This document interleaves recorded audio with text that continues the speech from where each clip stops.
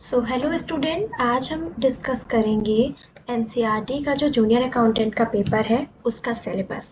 तो ये पेपर का पहले समझ लेते हैं ओवरव्यू क्या एनसीईआरटी की ऑफिशियल वेबसाइट पे था। तो एनसीईआरटी की ऑफिशियल वेबसाइट पे मोड ऑफ एग्जामिनेशन दिया है। ये आपका एग्जामिनेशन सीबीटी मतलब कंप्यूटर बेस्ड टेस्ट होगा और इसमें मैक्सिमम मार्क्स होंगे 150 के। और ये 150 दो सेक्शन में डिवाइड है। पहला सेक्शन जो कि 50 मार्क्स का होगा, दूसरा सेक्शन जो कि 100 मार्क्स का होगा। और एक करेक्ट क्वेश्चन आंसर पे आपको 1 मार्क्स मिलेगा, और अगर आपने गलत आंसर दिया तो 1/4 की मार्किंग 0.25 आपका नेगेटिव मार्किंग होगा ईच रॉन्ग आंसर पे। ड्यूरेशन आपका होगा 2.5 आवर्स का। मिनिमम क्वालिफाइंग मार्क्स क्या है? अनरिजर्व कैटेगरी के लिए 40% है, एसटी एससी ओबीसी और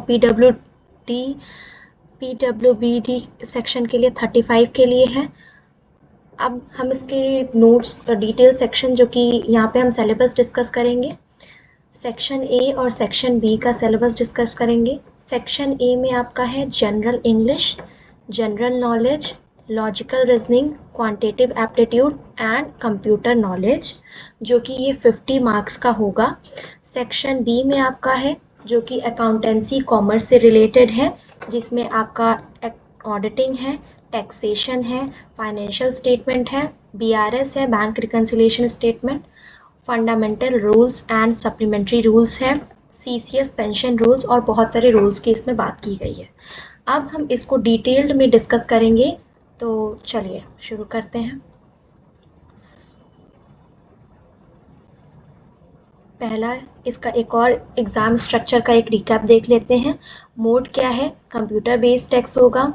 टोटल मार्क्स 150 के होंगे। सेक्शन 1 में 50 मार्क्स होगा, सेक्शन 2 में 100 मार्क्स होगा। जनरल सब्जेक्ट्स होंगे सेक्शन 1 में। सेक्शन 2 में अकाउंटिंग और फाइनेंस सब्जेक्ट होंगे, जो कि ये बहुत इंपॉर्टेंट है क्योंकि ये 100 मार्क्स का होगा। अभी हम डिस्कस करेंगे प्रीवियस ईयर के कट ऑफ को भी। सेक्शन 1 में क्या होगा? जनरल इंग्लिश में क्या होगा? ये क्वालिफाइंग नेचर का है और ये मेरिट कंट्रीब्यूटिंग का होगा। जनरल इंग्लिश में आपका क्या वो इंक्लूड होगा? पहला इंक्लूड होगा आपका पार्ट्स ऑफ स्पीच, दूसरा होगा टेंस, तीसरा होगा एक्टिव एंड पैसिव वॉइस, चौथा होगा डायरेक्ट इनडायरेक्ट स्पीच, और one word substitution, synonyms, antonyms, ये आपका डेली एडिटोरियल वाला सेक्शन है। सेंटेंस करेक्शन होगा, फिर होगा एरर स्पॉटिंग,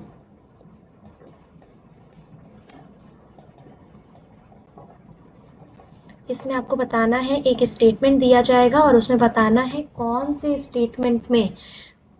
स्टेटमेंट में गलत है, उसको मार्क करना है, उसको कहते हैं एरर स्पॉटिंग। फिर तीसरा होगा रीडिंग कॉम्प्रिहेंशन, तीसरे सेगमेंट में रीडिंग कॉम्प्रिहेंशन आएगा, और ये आपका होगा वोकैबुलरी को कैसे पढ़ें ये भी हम लोग आगे डिस्कस करेंगे अभी। और ये जो जनरल इंग्लिश का पोर्शन है, ये आपका लेवल इसका क्या होगा? क्लास 12th और ग्रेजुएशन बेसिक इसका लेवल होगा। सो जनरल इंग्लिश का हम लोग को सेगमेंट पता चल गया है, जनरल इंग्लिश हो गया। अब हम लोग चलते हैं जनरल नॉलेज पे। जनरल नॉलेज में क्या है? जनरल नॉलेज में पहला तो है आपका इंडियन हिस्ट्री, जो कि बेसिक है, एसएससी लेवल का है। फिर है Indian geography, then third one is Indian polity, constitution and parliament. The fourth one is Indian economy, basic term, अगर आप क्लास 11th में कॉमर्स लिए होंगे तो आपको इंडियन इकोनॉमी होगा उसमें। फिर current affairs last 6 to 12 months, government scheme बहुत ज़्यादा इंपॉर्टेंट है, और इंडियन इकोनॉमी फोकस पॉइंट आपका गवर्नमेंट स्कीम और इंडियन इकोनॉमी पे होना चाहिए। इम्पॉर्टेंट इवेंट्स और डेज भी आपका इम्पॉर्टेंट है। और स्टैटिक जीके की मतलब सबसे बड़ा रिवर कौन सा है, जो आपके स्टैटिक जीके में आता है, उसको यहाँ पे डिस्कस किया जाएगा। थर्ड सेगमेंट है आपका reasoning and quantitative aptitude. Reasoning भी आपका बैंकिंग और एसएससी लेवल का ही पूछा जाएगा। लेवल इसका क्या होगा? एसएससी का होगा, और बैंकिंग प्रीलिम्स लेवल इसका होगा। रीजनिंग में क्या है? रीजनिंग में आपका एनालॉजी है, सीरीज़ है, number series, alphabet series, coding decoding है, ब्लड रिलेशन है, डायरेक्शन सेंस है और सिलॉग्स में है, वेन डायग्राम है और लॉजिकल सीक्वेंसिंग है। ये एक एस्टिमेट सिलेबस है इस एग्ज़ाम का, जो कि मैंने खुद ढूंढा है कि ये सिलेबस आ सकता है एग्ज़ाम में। फिर क्वांटिटेटिव एप्टीट्यूड्स पे जाते हैं, जो कि मैथ्स का पोर्शन होता है बेसिकली। इसमें सबसे इम्पॉर्टेंट है, सबसे इम्पॉर्टेंट मैं येलो कलर से हाईलाइट कर देती हूँ, इसमें सबसे इम्पॉर्टेंट है percentage, ratio proportionate and profit and loss, जो कि अर्थमेटिक का पार्ट है। ये तीनों चैप्टर से आपका ज़्यादा पूछेगा, ये तीनों चैप्टर से। खैर हम पूरा डिस्कस करेंगे। तो क्वांट्स में सबसे पहले नंबर सिस्टम आ जाता है, फिर आता है percentage and ratio and proportionate, then profit and loss, simple compound interest, average, time and work, time and distance, data interpretation, जो कि बेसिक लेवल का होगा। इसका लेवल क्या होगा? इसका लेवल होगा एसएससी प्रीलिम्स लेवल का होगा, बैंकिंग प्रीलिम्स लेवल का। फिर आते हैं कंप्यूटर नॉलेज में। कंप्यूटर नॉलेज में क्या है? कंप्यूटर नॉलेज में बेसिक्स ऑफ कंप्यूटर को डिस्कस किया जाएगा, हार्डवेयर एंड सॉफ्टवेयर को डिस्कस किया जाएगा। The third one is operating system को, ऑपरेटिंग सिस्टम आपका सिलेबस का पार्ट है। इसमें सबसे important MS Word, Excel and PowerPoint. इससे डायरेक्ट इस क्वेश्चंस आएंगे आपके शॉर्टकट्स, कीबोर्ड शॉर्टकट से। बेसिक्स ऑफ साइबर सिक्योरिटी, ये आपका इम्पोर्टेंट सेगमेंट है यहाँ पे। इंटरनेट और ईमेल भी इम्पॉर्टेंट है। ये बहुत स्कोरिंग सेक्शन है, क्योंकि ये आपका स्टैटिक, मतलब ये चेंज होने वाला पोर्शन नहीं है। इसका एक आंसर तो एक ही आंसर सही होता है, तो ये बहुत ज़्यादा आपका स्कोरिंग सेगमेंट हो जाता है कंप्यूटर नॉलेज का। अब हम लोग सेक्शन, ये तो सेक्शन 1 की बात रही, जिसमें इम्पोर्टेंट क्या क्या है वो चीज़ें मैं हाईलाइट कर दे रही हूँ येलो कलर से। इसमें इम्पोर्टेंट क्या क्या है वो चीज़ें मैं हाईलाइट कर दे रही हूँ।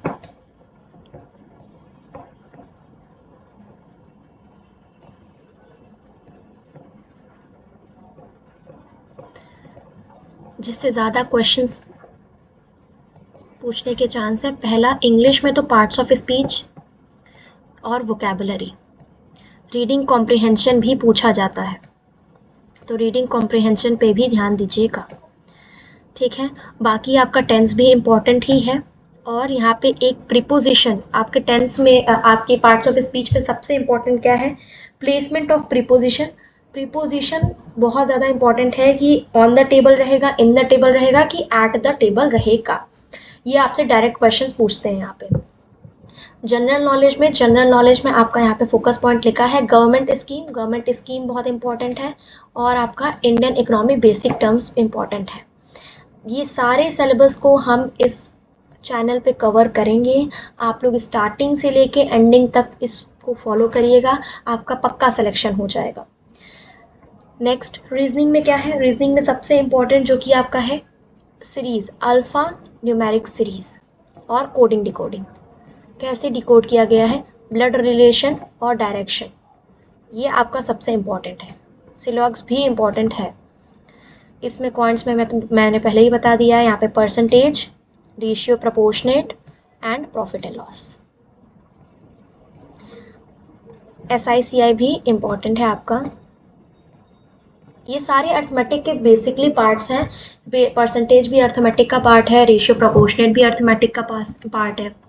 कंप्यूटर नॉलेज में भी हमने डिस्कस किया क्या इंपॉर्टेंट है, MS Word, Excel and PowerPoint, और बेसिक ऑफ कंप्यूटर। इसमें बेसिक ऑफ कंप्यूटर में एक चीज़ और ऐड कर लीजिए, बेसिक ऑफ कंप्यूटर में एक चीज़ और ऐड कर लीजिए, जो कि है आपका, यहाँ पे नीचे मैं लिख दे रही हूँ, history of computer.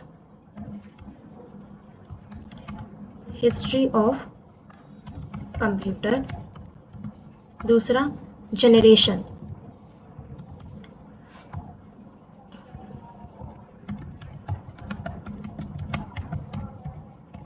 Generation of computer. ये बहुत ज़्यादा इम्पॉर्टेंट है, क्योंकि इससे डायरेक्ट पूछा जाएगा कि इसमें ये वाला कंप्यूटर सेगमेंट कौन से जनरेशन में था, तो ये बहुत ज़्यादा इम्पॉर्टेंट आपका हो जाता है, history of computer and generation of computer. यहाँ तक सब कुछ क्लियर है, तो हम सेगमेंट सेकंड पे चलें। एग्ज़ाम देने से पहले एग्ज़ाम का सिलेबस समझना बहुत इम्पॉर्टेंट है, इसीलिए आप इसको पेशेंटली ध्यान से देखिए, आपको ये बहुत मदद करेगा। अब हम लोग सेगमेंट 1 की तो बात कर ली है, सेगमेंट 2 पे चलते हैं। सेगमेंट 2 क्या है? सेगमेंट 2 जो कि हमारा मोस्ट इम्पॉर्टेंट सेगमेंट है, अकाउंटिंग बेसिस, अकाउंटिंग बेस पे है, बहुत इंपॉर्टेंट। अब ये कैसे है सेगमेंट? सेक्शन बी कैसा है? क्यों? क्योंकि ये जूनियर अकाउंटेंट का पेपर है और आपका ये अकाउंटिंग का ही इसमें ज़्यादा वेटेज है, तो सेक्शन बी 100 मार्क्स का होगा। पहला सेगमेंट है, पहला सेक्शन है, इसमें सब सेक्शन फर्स्ट है अकाउंटेंसी और फाइनेंस का। अकाउंटेंसी और फाइनेंस का सब सेक्शन है। कोर सिलेबस इसमें क्या होंगे? कोर सिलेबस में ऑलरेडी हाईलाइटेड है। पहला सिलेबस है फंडामेंटल ऑफ अकाउंटिंग। कोई भी चिंता नहीं करेगा, यहाँ इस यूट्यूब चैनल पे सारे के सारे अकाउंटिंग के जितने भी मैं सिलेबस दिखाई हूँ सबको मैं कवर करूँगी। आप बस पेशेंटली इसको फॉलो करते रहिए और ट्रस्ट करिए अपने एजुकेटर पे। पहला क्या है? पहला फंडामेंटल ऑफ अकाउंटिंग में ये इसमें कोई हाईलाइट नहीं कर रही हो, कोई भी हाईलाइटेशन नहीं है, क्योंकि इसमें जो लिखा है सब इम्पॉर्टेंट है।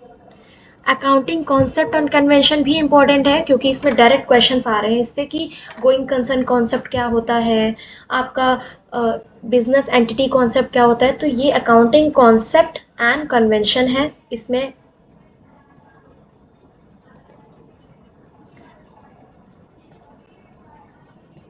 अकाउंटिंग कॉन्सेप्ट और कन्वेंशन है। फिर अकाउंटिंग स्टैंडर्ड है। यहाँ पे अकाउंटिंग स्टैंडर्ड में क्या है, मैं यहाँ पे लिखती हूँ। अकाउंटिंग स्टैंडर्ड में आपका AS1 टू लेके 1 to AS32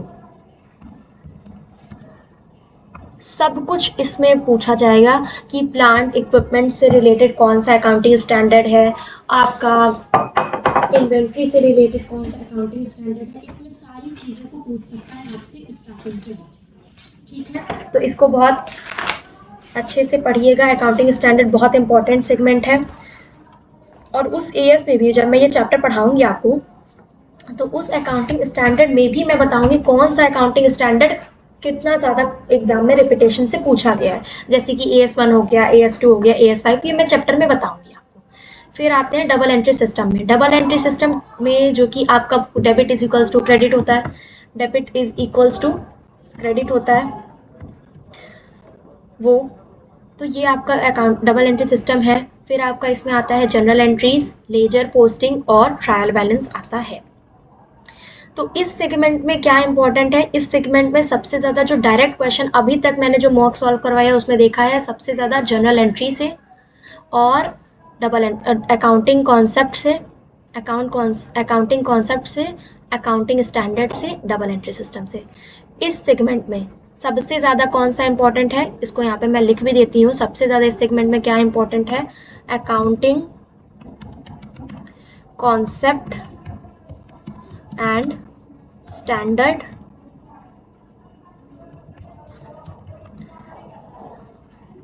and general entries.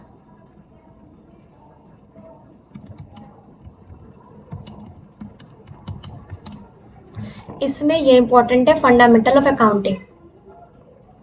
Next चलते हैं फाइनल अकाउंट। फाइनल अकाउंट में क्या है? फाइनल अकाउंट में अगर आप क्लास 11th में कॉमर्स से होंगे तो आपने क्लास 11th में पढ़ा होगा trading account, profit and loss account, balance sheet account, adjustment entry. अगर कोई बच्चा नहीं पढ़ा है तो पेशेंटली फॉलो करे इस चैनल को, आपको सब कुछ पढ़ाया जाएगा। एट लास्टली मैं मॉक भी सॉल्व करवाऊंगी, बट डेली आना है आपको और डेली इसको देखना है और डेली का जो टास्क दिया जाएगा उसको कंप्लीट करना है। आप होपफुली करिए कि अभी तक आपका एग्ज़ाम डेट नहीं आया है, और अगर मैं थोड़ा सा एस्टिमेट करूँ तो मार्च के एंड में या फिर अप्रैल के स्टार्टिंग में आपका एग्ज़ाम डेट बता रहा है। तो आप अगर इस चैनल को फॉलो करेंगे, डेली मैं कंटेंट डालूंगी और आप उसको फॉलो करिए। उसमें लास्ट में मॉक टेस्ट भी कराएंगे, 10 मॉक टेस्ट को कराया जाएगा इस पर, तो आप पेशेंटली इसको फॉलो करें। पहला क्या है? Final account. दूसरा सेगमेंट का बात करते हैं। फाइनल अकाउंट क्या है? इसमें ट्रेडिंग अकाउंट है, प्रॉफिट एंड लॉस अकाउंट है, बैलेंस शीट, एडजस्टमेंट एंट्रीज। ये आपका तो नॉर्मल चीज़ है। इसमें सबसे इंपॉर्टेंट है आपका एडजस्टमेंट एंट्रीज। एडजस्टमेंट एंट्रीज से डायरेक्ट क्वेश्चंस अब तक मैंने एग्जाम्स में देखे हैं। किससे? एडजस्टमेंट एंट्रीज से। ठीक है, नेक्स्ट सेगमेंट पे चलते हैं, जो कि है आपका बैंक रिकन्सिलेशन स्टेटमेंट। ये तो बैंक रिकन्सिलेशन स्टेटमेंट BRS इसको कहते हैं, ये भी पढ़ाया जाएगा। इसमें दो ही चीज़ें, ये पूरा एक चैप्टर ही है, तो इसमें क्या इंपॉर्टेंट, ये पूरा एक चैप्टर ही इंपॉर्टेंट है BRS, क्योंकि डायरेक्टली मेंशन है, जैसा कि हमने सिलेबस में देखा जो कि ऑफिशियल वेबसाइट पे है, उसमें डायरेक्टली मेंशन है बैंक रिकन्सिलेशन स्टेटमेंट, ये डायरेक्टली मेंशन है, तो ये इंपॉर्टेंट तो होगा ही भाई। ठीक है, नेक्स्ट चलते हैं। नेक्स्ट है आपका ऑडिटिंग। ऑडिटिंग में क्या इंपॉर्टेंट है, ऑडिटिंग में meaning and objective, types of audit, internal control, audit of cash and bank, vouching, audit report. ये आपका ऑडिटिंग का सिलेबस है, मेरे द्वारा एस्टिमेट किया गया सिलेबस है, कि मैं जहाँ तक सोच रही हूँ कि ये सब आ सकता है, इंपॉर्टेंट पॉइंट्स है। तो आप इसमें क्या इंपॉर्टेंट कर सकते हैं, बट आप इसमें क्या इंपॉर्टेंट है, ये meaning, objectives of accounting and types of audit, sorry meaning objective of auditing and types of audit, ये सारी चीज़ें इस चैनल पे कवर किए जाएगा। फिर है आपका टैक्सेशन, जो कि बेसिक लेवल का होगा। टैक्सेशन में आपका कैलकुलेशन भी आता है, बट यहाँ पे नो डीप कैलकुलेशन पहले ही लिख दिया गया है। इसमें सिर्फ कॉन्सेप्चुअल MCQs आएंगे कि बेसिक्स ऑफ इनकम टैक्स क्या है, हेड कौन कौन से आते हैं इनकम में, TDS क्या है, TCS क्या है, GST का इंट्रोडक्शन, GST कब लागू हुआ, GST का थीम क्या था, सब कुछ इसमें कवर किया जाएगा। सब कुछ इसमें पूछ सकता है, जैसे GST का मतलब वन नेशन वन टैक्स, तो ये आपका इसमें कवर हो सकता है। फिर ये जो बहुत इंपॉर्टेंट सेगमेंट है गवर्नमेंट अकाउंटिंग का, गवर्नमेंट अकाउंटिंग में क्या है, very important for the NCERT, ये वेरी इंपॉर्टेंट का यहाँ पे मार्क लगा हुआ है, वेरी इंपॉर्टेंट का। पहला गवर्नमेंट अकाउंटिंग, गवर्नमेंट की अकाउंटिंग की सिस्टम क्या है, गवर्नमेंट कैसे अकाउंटिंग करती है।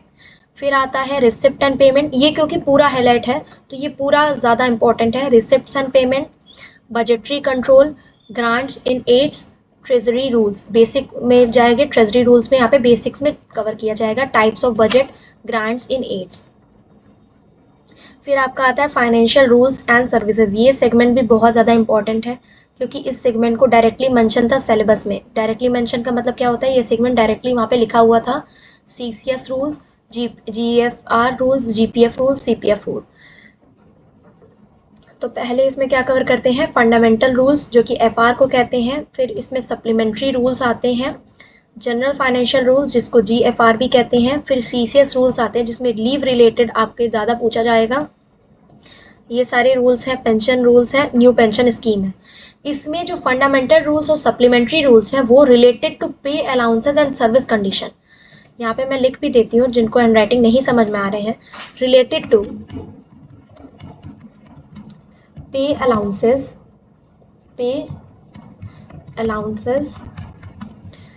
And service condition. तो इसमें अभी तो एस्टिमेट नहीं कुछ कर सकते हैं, बट इसको एक तरीके से देख सकते हैं कि क्या पता आपका इसमें से पहले बात तो डायरेक्ट MCQs आते हैं। फिर दूसरी बात इसमें ये है कि पहली बात तो डायरेक्ट MCQs आ रहे हैं, ठीक है। और फिर इसमें क्या है कि इसमें सबसे ज़्यादा रिलेटेड किससे आ रहे हैं, सबसे ज़्यादा रिलेटेड है पे अलाउंसेस और सर्विसेज से। फिर आते हैं लास्ट सेगमेंट पे, बजट एंड फाइनेंस पे।